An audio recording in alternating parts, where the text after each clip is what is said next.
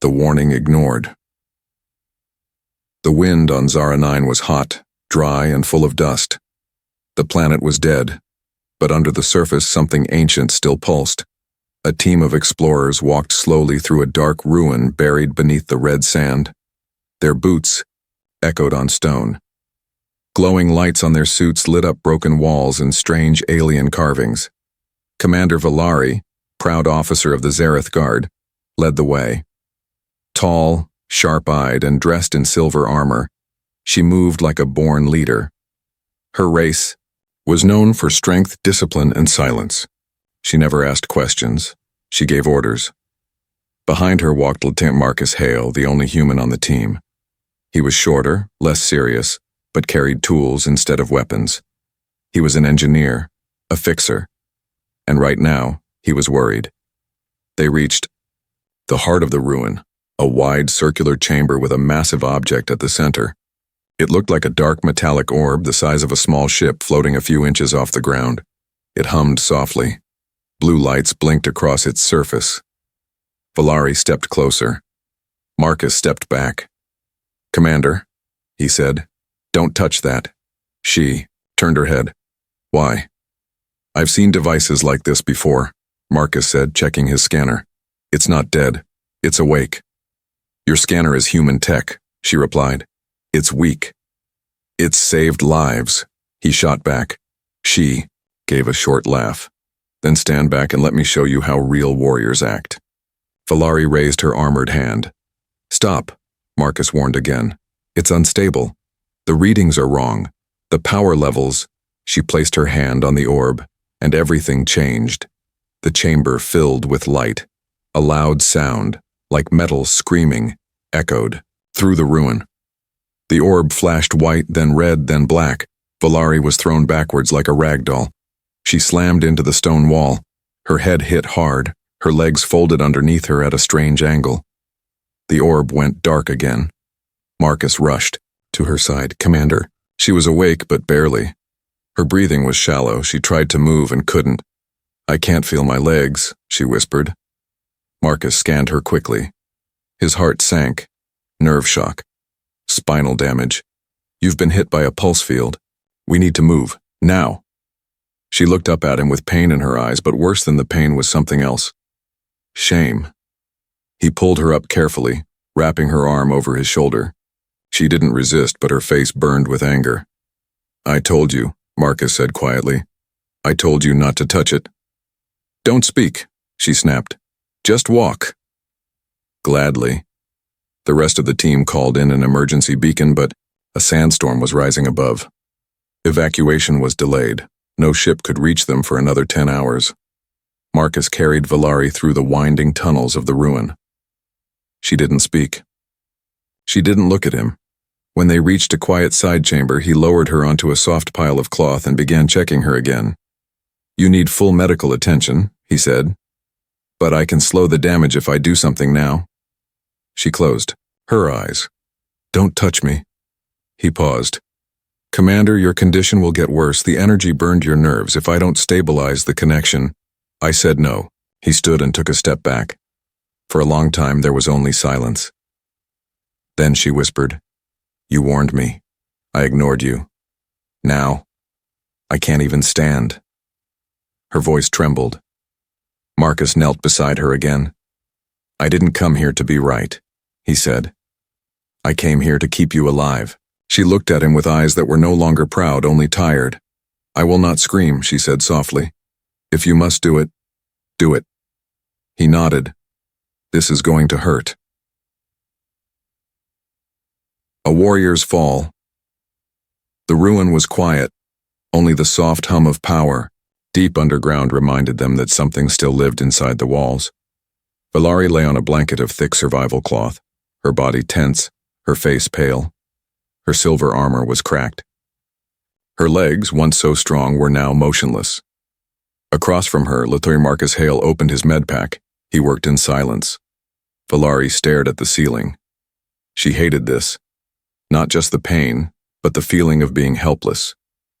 She was a Zareth officer, trained to fight until death. But now she could not even move her feet. "Tell me what you're doing," she said finally. Marcus didn't look up. I'm preparing a neural patch. It sends electrical pulses through your lower spine. If the damage isn't permanent, it might bring your legs back. Might? She asked. He nodded. I can't promise anything. Then don't. He glanced at her, his tone flat. Would you rather I lie? She said nothing. For once she had no command to give. He lifted a small device, thin, sharp, glowing blue. I need to insert this just under your backplate, he said. It won't be comfortable. Do it. She clenched her jaw. As Marcus slid the tool into place, her body jerked. A low groan escaped her lips. He paused. Sorry. Don't stop. He pushed the device deeper. Her hands dug into the cloth. Her eyes filled with tears, but they did not fall.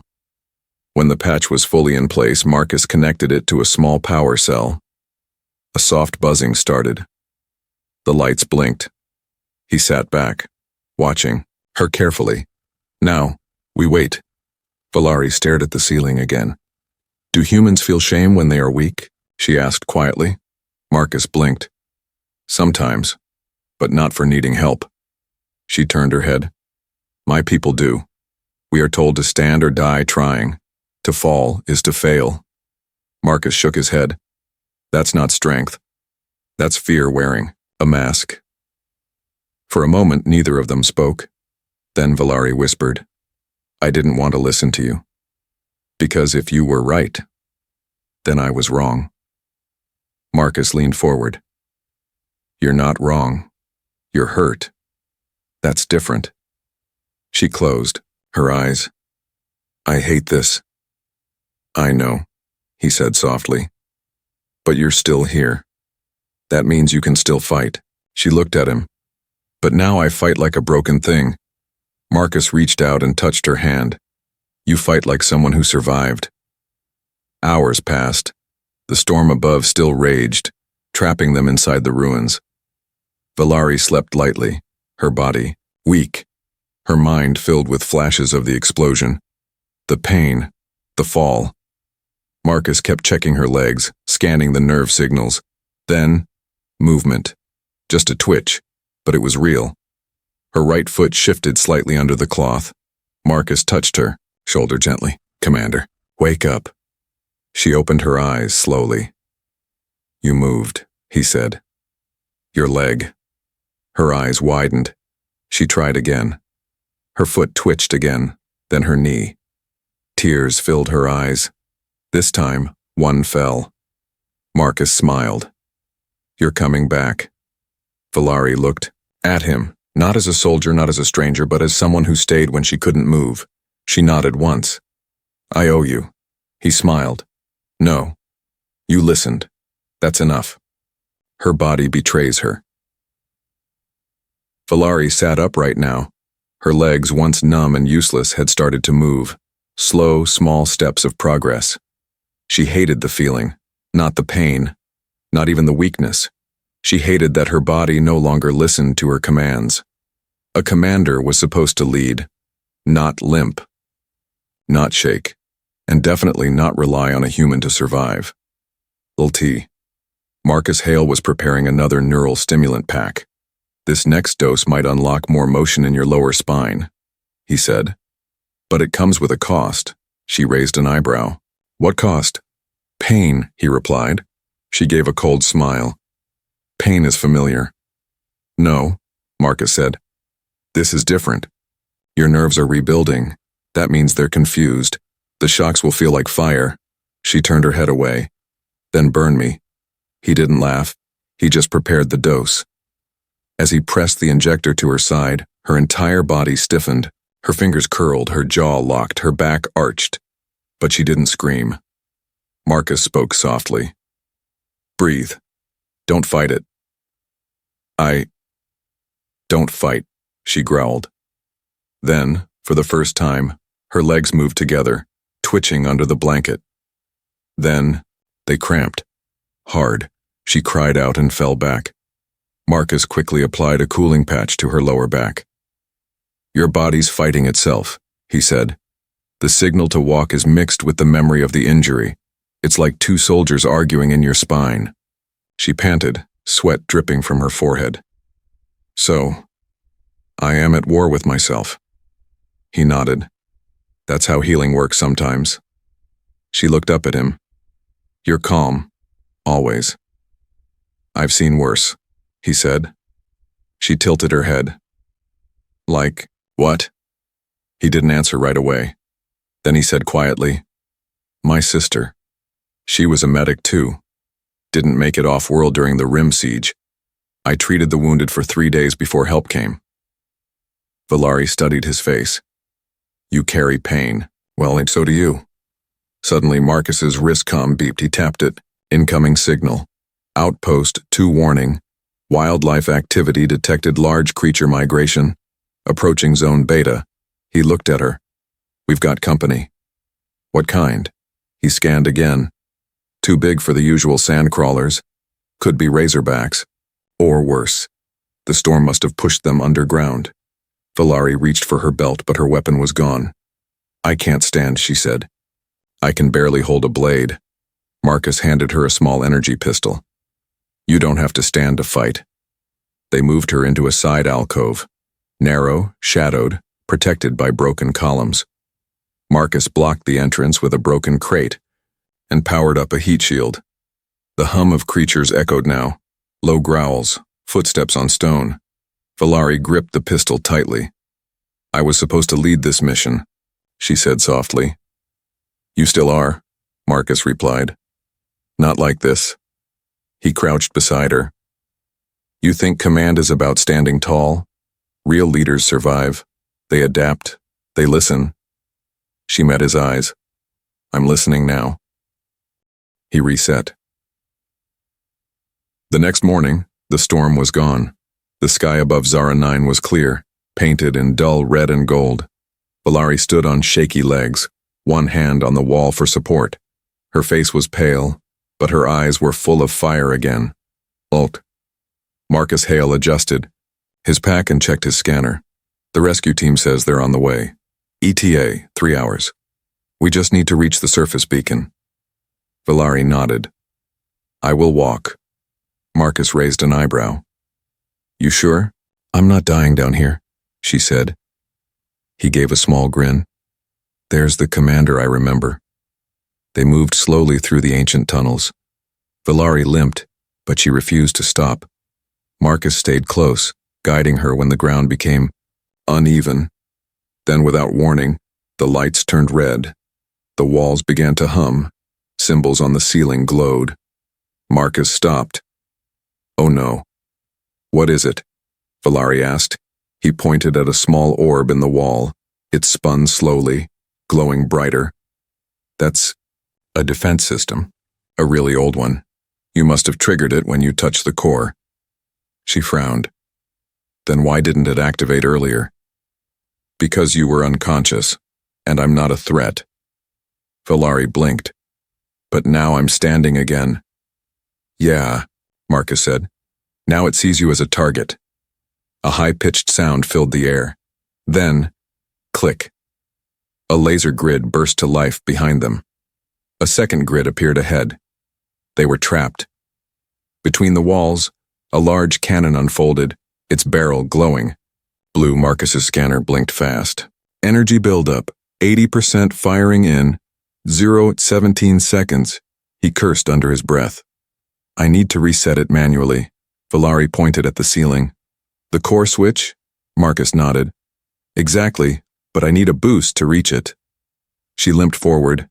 Pain on her face, then climb. Marcus hesitated. Valari, your legs, climb, she shouted. He obeyed. She bent slightly, her arms shaking as Marcus stepped onto her back. He reached for the ceiling, fingers brushing the control panel. Energy buildup. 90% warning, target locked. Hurry, she cried. I need 5 more seconds. I don't have 5 more seconds. Marcus's fingers found a groove. He pulled. The panel opened. He slammed his hand on the reset switch. The cannon's glow died. The grids shut off. The lights returned to normal. Marcus dropped to the floor, rolling beside Valari. They both lay there, breathing hard. Then Valari started laughing, just a small, broken laugh. Marcus blinked. Did you just laugh? She wiped her face. I nearly died because of pride. Now I live because I let a human stand on my back. He chuckled. You're welcome. They rested for a moment, then continued toward the beacon. Valari's steps were stronger now, slower but steady. As they climbed the final ramp to the surface, she whispered, I remember every step. Marcus looked at her. Why? So I never forget what weakness feels like, and what strength it truly is. Outside, the light burned bright. The rescue ship hovered nearby. Marcus tapped his comm. This is Hale. We're alive. Send the crew. Valari stood beside him, quiet. He looked at her. You okay? She nodded. I once believed a leader should never fall. And now? Now I believe a leader gets back up. The thing she never said. The ship lifted off, from Zara 9, rising above the dead planet with a deep hum. Inside the medical bay, Valari sat on the edge of a narrow cot. Her legs were wrapped in healing bands. The pain was still there, but it no longer controlled her. She could walk. She could breathe. But something was wrong. Marcus hadn't spoken since they left the surface. He sat across from her, head low, face pale. His fingers trembled. She watched, quietly, then stood, slowly, carefully, and walked over to him. Are you hurt? She asked. He didn't answer. The medical scanner beeped. Valari looked at the screen. Neural instability detected. Heart rate irregular. Core temperature rising. Her breath caught. No. Marcus finally looked at her. I think I absorbed something from that relic. Some kind of feedback. She knelt beside him. You said it was safe. He gave a weak smile. I lied. For you. Her chest tightened. You should have told me. I needed you to keep walking. He said. We had no backup. If you fell again, we both would have died. She sat down beside him, grabbing his hand. His skin was hot. You carried me, she whispered. And I didn't even thank you. You did, he said. When? When you let me in. Silence filled the room. Then Valari stood. She looked. Around the bay, no doctors yet. The crew was busy. They thought the danger was over. She knew better. She remembered what Marcus did to her, how he reset her nerves. It hurt like fire, but it saved her. Now, it was her turn. She grabbed a neural pack from the wall, loaded a cooling injector, checked his spine for energy hotspots. Marcus blinked. You're not a medic. She met his eyes. No. But I listened. You sure about this? No, she said. But I'm not letting you fall. She pressed the first patch onto his neck. He jerked, groaned. Sweat poured from his forehead. Keep breathing, she said gently. Let the pain pass through. I really hate this, he muttered. I know. She tapped another stim point. He shook violently, then gasped. His pulse slowed. His color returned, slightly. She leaned close, placing her hand on his shoulder. You once told me strength isn't about standing tall, she said. It's about staying when things fall apart. He looked up at her. I remember. I'm staying, she said. Now it's your turn to lean. Minutes passed. The pain faded from his eyes. His breathing eased.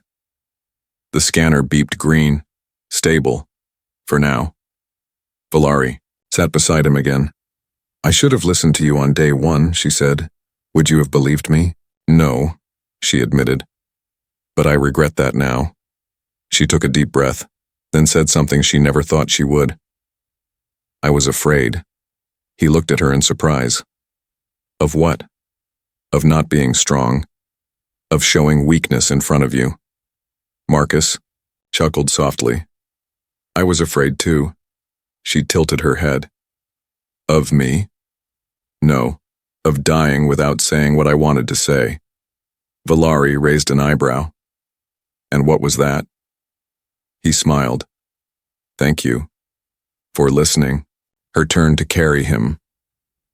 The ship's alarm rang out. Red lights flashed through the hallway. Valari stood at the edge of the medical bay, fully dressed in light combat armor. Her legs still hurt, but they held steady. Inside the room, Marcus Hale sat on the edge of a stretcher, pale but alert. She looked back at him. You should stay. He shook his head. I go where you go. A voice came over the ship's intercom. All units to docking bay. Command Team Alpha has gone silent near the Zara 9 ruins. Last signal shows heavy power activity and 2 missing personnel. Valari's jaw tightened. I know that signal, she said. It's the relic. They reached the dropship in silence. The pilot looked surprised to see Marcus walking behind Valari. You cleared for duty? Marcus smiled faintly. No, but I'm not dead, the pilot shrugged. You humans are insane. Valari climbed aboard and secured her weapon. No, she said. He's just stubborn. Marcus sat beside her. Same as you now. As the dropship flew over Zara 9, the relic site came into view. Smoke rose from a section of the ruins. A second ship was half buried in rubble. Valari stared through the window. That's Alpha Team's lander. No signs of movement. She stood up as the ship descended. I'll lead the entry. Marcus, you're with me. Stay behind cover. I speak, you move. Clear? Marcus gave her a quick salute. Clear, Commander. They landed near the edge of the ruins. Valari moved like wind across stone, silent, focused. The pain in her legs flared, but she ignored it. 2 Alpha Team soldiers were trapped beneath collapsed debris. The relic pulsed nearby, glowing, unstable. Valari crouched beside one injured officer. Can you move? He coughed. No. Spines locked. He pointed at the relic. She touched it. Valari's eyes darkened. Why don't they ever listen? Marcus checked the relic's pulse levels. It's building energy again, same pattern as before. If it releases another shockwave, everyone within 100 meters will go down hard. Valari glanced at the injured. Then we stop it before it fires. She looked around. Where's the power chamber? Marcus pointed. Underneath. Through that hatch. She grabbed his arm. You're too weak. I'll go. Marcus shook his head. It's too technical. If I collapse, you pull me out. Deal? She hesitated, then nodded. Deal. Marcus crawled into the lower level. The hum grew louder. Valari knelt beside the injured team, calming them. One soldier looked up at her. Aren't you the one who got hit last time? She smirked. Yes, I survived. Then we might too. She glanced at the relic. You will. Because this time, I listened. Suddenly, a sharp flash of light filled the ruins. Marcus's voice came through the comm. Override failed. I need a manual shutdown. Valari didn't wait. She stood, pain stabbing her legs, and ran down into the chamber. She found Marcus on the ground, breathing hard, hands sparking with burned wire. You're done, she said. No time. Move. She shoved him aside and grabbed the panel. The heat burned her gloves, but she didn't stop. Her fingers found the switch he'd taught her to recognize. She pulled. The relic's light flickered, then died. Silence filled the air. Marcus blinked. You did it. She turned to him, breathing hard. Yes. Because I learned from the best. Back on the ship, the Alpha team was safe. The relic was powered down. Marcus lay resting in the med bay, his condition stable. Valari stood at the window again, watching the stars. When Marcus opened his eyes, she was already waiting beside him. You saved me, he whispered. She nodded. It was my turn. Now I listen. Valari stood tall before the Zareth Council, her armor polished, her expression calm, but deep inside, she was not the same. Not since Zara 9. Not since Marcus Hale. The high speaker stared down at her from the yacht upper platform. You disobeyed mission protocol. You ignored the chain of command and you—" His eyes narrowed. "You accepted treatment from an outsider." The chamber fell silent. Valari didn't blink. "Yes," she said. The other council members whispered. Her words echoed like thunder in the high hall. "I accepted human help," Valari continued, "because I had no choice." "Excuses," another counselor said. "Your mission report reads like a story of failure." Valari stepped forward. Then, read it again. "The failure was mine. Yes. I touched what I was warned not to. I refused advice. I fell." She paused. "But I also learned. And I rose again." The chamber remained quiet. "I was taught to never show weakness," Valari said. "To see asking for help as shameful. But it was a human who carried me, who healed me, who didn't leave me when I could not walk." She looked up at the high speaker.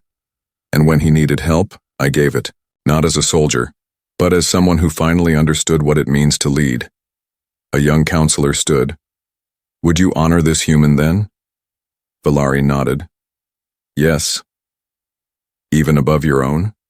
Valari's voice was steady. "He is not above, he is beside, and that is where true strength lives." Hours later, she stepped out of the hall, feeling the eyes of her people on her back. Some judged, some respected, but she didn't care anymore, because she knew who she was now. Back on the Terran medical ship, Marcus Hale was recovering slowly. Bandages wrapped his chest. A datapad sat by his bed. He looked up as the door opened. Valari walked in, not as a patient, not as a soldier, but as someone changed. She stood beside his bed. "I spoke to the council." Marcus raised an eyebrow. "And?" "They listened. I spoke for both of us." He smiled faintly. "You said nice things about me?" "A few." She reached into her belt and pulled out a silver disc. The Zareth Mark of Honor. She placed it in his hand. "No human has received this before," she said. "It is given only to those who fight without expectation and lead without pride." Marcus looked at the mark. "I don't deserve this." She met his eyes. "You do." He smiled. "You've changed." She nodded. "Because I finally listened." They sat in silence for a while. Then Valari spoke again. "I used to think strength was never falling. And now?" Marcus asked. "Now I know. It's rising after you do." She refused his warning and paid the price. But in that pain, she found something greater: respect, healing, and a voice she never knew she needed. Sometimes the strongest leaders are the ones who finally choose to listen.